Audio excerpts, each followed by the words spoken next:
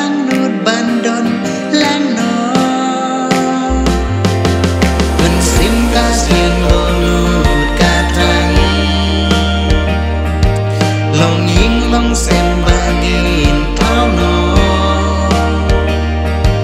kano ngatmang banjngai napi namar pi Beijing im jonga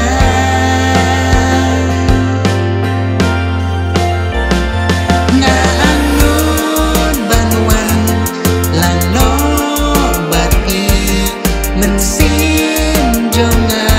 hapi nam kwashu banjngai napi ko im bansa nobatnya cerita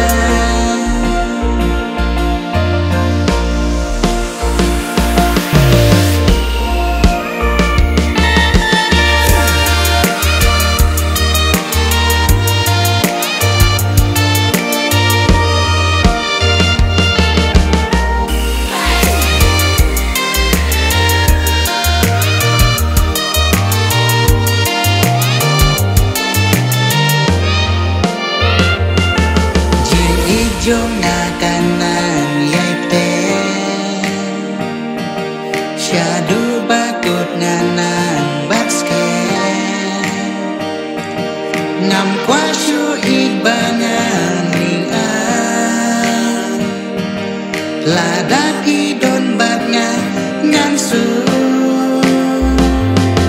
Penhun mensing iwe ya iwe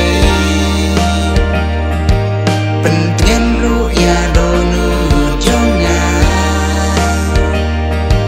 Abanga ichisha yapi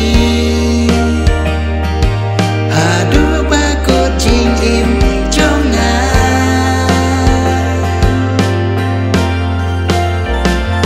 Na anun banwan lano bati mensim jonga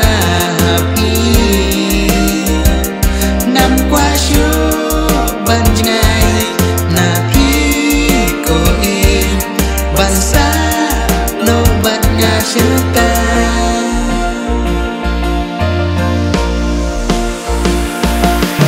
Bai junga nang jangai lenti